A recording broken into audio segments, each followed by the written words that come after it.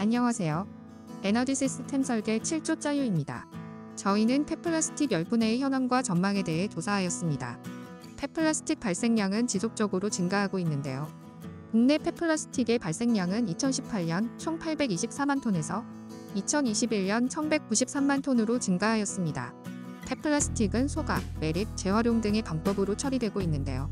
2017년 기준 국내에서는 플라스틱 폐기물을 단순 소각 33.4%, 매립 4.6%, 열적 재활용 39.3%, 그리고 물리적 재활용이 22.7% 비율로 처리되었습니다.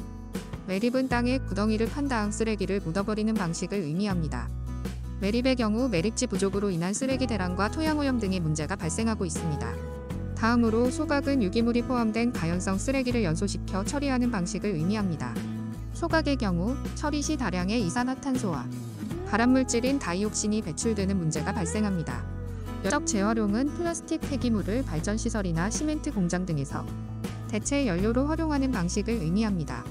열적 재활용의 경우 폐기물의 연소 과정을 포함하고 있어 일반 소각과 동일하게 환경오염물질을 다량 배출한다는 문제를 가지고 있습니다. 우리나라는 열적 재활용을 통한 에너지 회수를 재활용의 범주에 포함하는데요. 하지만 유럽의 경우 플라스틱의 물성을 변화시키지 않고 재사용하거나 가공에 이용하는 방식을 재활용으로 간주하고 있습니다. 물리적 재활용은 폐플라스틱을 선별 및 분리, 기계적인 파쇄, 압출 및 성형 과정을 통해 플레이크나 펠릿의 형태 등 물리적인 상태의 재생 원료로 전환시키는 방식입니다. 현재는 주로 페트가 물리적으로 재활용되고 있죠.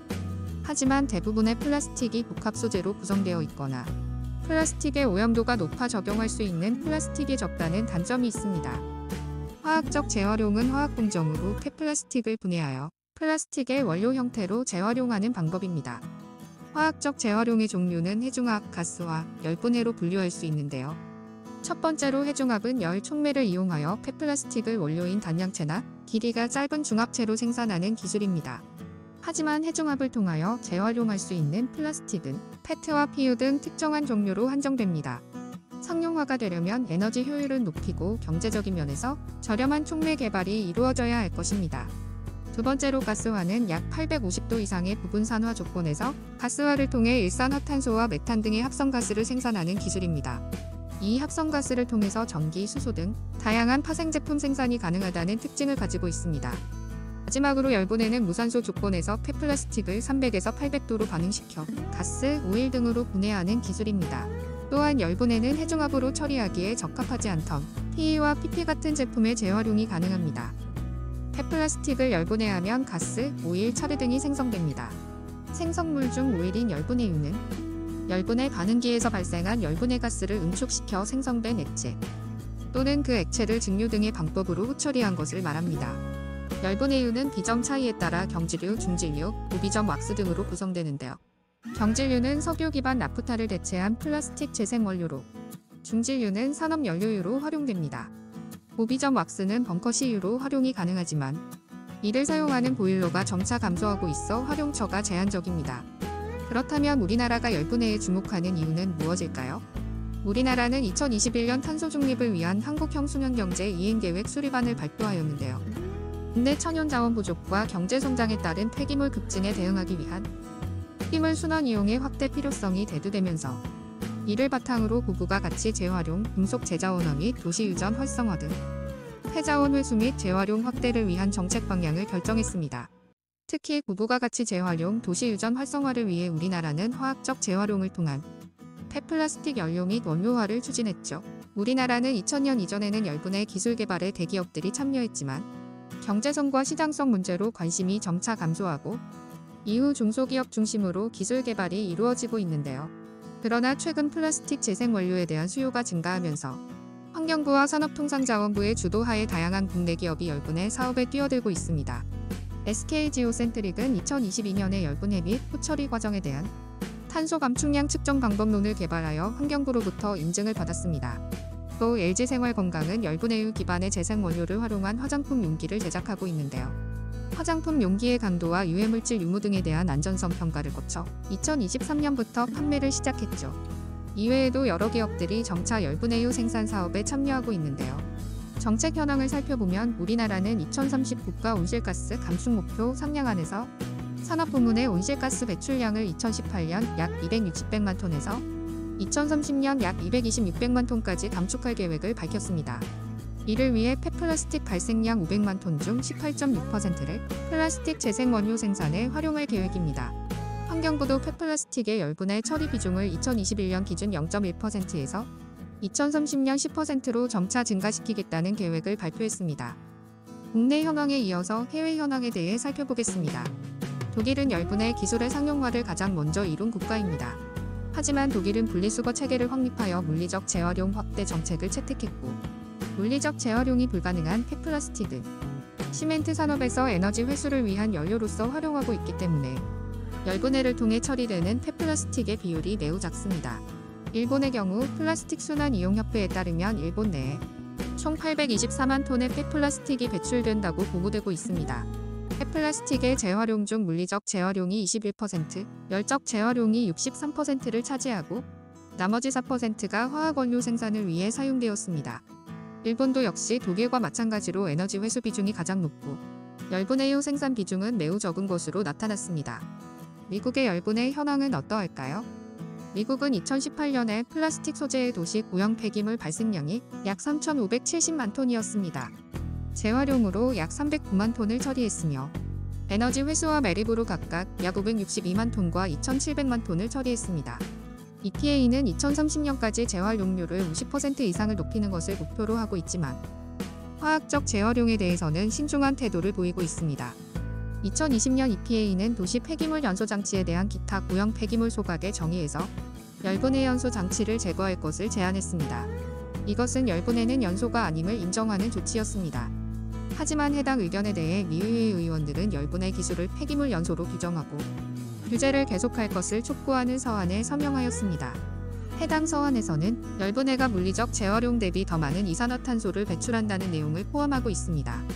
결국 EPA의 추가적인 결정이 있기 전까지 열분해 장치는 청정공기법에 의한 규제를 받게 됩니다. 하지만 이 같은 연방정부의 결정에도 불구하고 2023년 4월을 기준으로 미국 24개 주에서 플라스틱의 화학적 재활용을 촉진하는 법률이 통과되었습니다. 다음은 주요 이슈 분석입니다. 먼저 시장성에 대해서 살펴볼까요? 최근 영국, EU, 미국 등 여러 국가에서 탄소 중립과 자원순환 체계 확립을 위해 재생원료의 사용을 촉진하고 있는데요. 미국의 캘리포니아주는 2022년부터 페트병을 생산할 때 재생원료를 최소 15% 이상 사용할 것을 의무화했고 2025년에는 25%, 2030년에는 50%까지 비율을 확대할 예정이라고 합니다. 영국의 경우 재생원료 사용 비율이 30% 미만인 플라스틱 포장재 생산자와 수입자에게 1톤당 200파운드를 과세하고 있습니다. 또 EU는 포장재 및 포장재 폐기물에 관한 법률 개정안을 채택하여 플라스틱 제품의 재생원료를 일정 비율 이상 사용하도록 하고 있습니다. 이러한 흐름에 따라 글로벌 플라스틱 재활용 시장은 2019년 기준 368억 달러에서 2027년 638억 달러로 연평균 7.4%씩 총 60% 이상 성장할 것으로 전망됩니다. 우리나라는 최근 폐플라스틱 발생량과 재생원료에 대한 수요 증가로 다시 열분해 기술에 주목하고 있는데요. 석유화학 기업에서 제품의 재생원료로 열분해유를 사용하기 위해서는 열분해유의 안정적인 공급이 보장되어야 하는데요. 안정적인 공급은 폐플라스틱 열분해유의 수율과 직결된 문제입니다. 폐플라스틱 열분해유의 수율은 날씨, 플라스틱의 품질, 불순물 여부 등에 의해 크게 변할 수 있죠. 게다가 다양한 기술이 개발됨에 따라 폐플라스틱에 대한 수요가 증가하면서 원료 수급에 차질이 생길 수도 있죠. 또한 폐플라스틱 수요 증가로 인해 P는 킬로그램당 2020년 493원에서 2023년 8월 721.5원으로 증가했고 같은 기간 PP도 역시 447원에서 572.3원으로 증가했습니다. 이처럼 폐플라스틱의 가격이 상승하면 열분해유의 가격도 상승하여 석유에 대한 가격 경쟁력이 약화되어 시장성이 저해될 수 있는 거죠. 2021년 한국신재생에너지학회에 게재된 내용에 따르면 우리나라에서 중소기업을 통해 생산되는 열분해유는 주로 난방용이나 산업용 연료로 사용되고 있습니다. 하지만 전 세계적인 재생원료 사용 의무화 흐름에 따라 열분해유 및 열분해유 기반 재생원료의 수요가 증가할 것으로 예상되는데요. 이에 따라 열분해유를 생산하는 중소기업들이 시장 경쟁력 확보를 위해 열분해유를 연료가 아닌 플라스틱 재생 원료로 활용할 수 있도록 하는 방안을 마련해야 합니다. 다음은 환경적 측면에 대해서 살펴볼까요? 폐플라스틱의 열분해 기술은 오염과 혼합 배출 때문에 물리적 재활용이 어려웠던 폐플라스틱의 처리가 가능한 방법입니다. 또 기존의 단순 소각이나 에너지 회수를 위한 소각에 비해 온실가스 감축 효과가 높게 나타나는데요. 이와 더불어 이미 가공된 제품을 재생 원료로 재자원화 가능하다는 점은 플라스틱 자원순환 구조 구축에 중요한 역할을 할 것으로 전망되고 있죠. 그렇다면 열분해의 온실가스 배출은 어떨까요? 열분해, 소각, 폐기물 가공연료 공정을 LCA를 통해 온실가스 배출량을 비교해보면 열분해는 0.739톤, 소각은 1.919톤, RDF는 1.716톤의 이산화탄소를 발생시켰습니다. 해당 연구는 2030년을 기준으로 배출량을 계산했는데요. 현재도 열분해의 기술 성숙도는 높은 편이지만 아직 상업적으로 활성화되지 않았기 때문입니다. 세 가지 공정은 모두 폐기물 수집과 선별 과정을 포함하고 있고 열분해 공정은 열분해유를 정제하고 나프타를 생산하는 과정까지 고려했습니다. 또 소각과 RDF도 증기나 전기 등 에너지를 회수하는 과정까지 고려했죠. 계산 과정에는 온실가스 감축량도 포함하는데요. 열분해 공정에서는 열분해유가 기존 나프타 생산 시 사용되는 화석연료를 대체한다는 점에서 온실가스 감축량이 고려됐고 에너지 회수를 위한 소각과 RDF 역시 발생한 열을 활용하면 기존의 화석연료를 대체할 수 있기 때문에 온실가스 감축량이 고려되었습니다. 온실가스 감축량까지 고려한 값을 살펴보면 열분해가 소각이나 RDF보다 온실가스 배출량이 적은 것을 확인할 수 있습니다. 한편 물리적 재활용과 비교했을 때 여전히 많은 양의 온실가스를 배출한다는 의견도 제시되는데요. 독일의 웨코는 폐플라스틱 처리 방법을 열분해에서 물리적 재활용으로 일부 대체한 경우를 연구했는데요. 10% 대체 시 온실가스 배출량이 10% 감소하고 30% 대체 시에는 31%가 감소된다는 결과가 나왔습니다. 이 연구들을 토대로 온실가스 배출량 측면에서 열분해보다 물리적 재활용의 확대가 필요하다는 것을 알 수 있습니다. 마지막은 분리 및 선별 측면에서의 이슈입니다.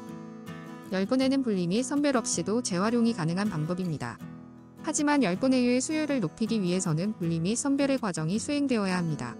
현재 국내에서는 폐플라스틱을 분리 및 선별할 때 사람이 손으로 직접 골라내는 수선별 방식을 사용하고 있습니다.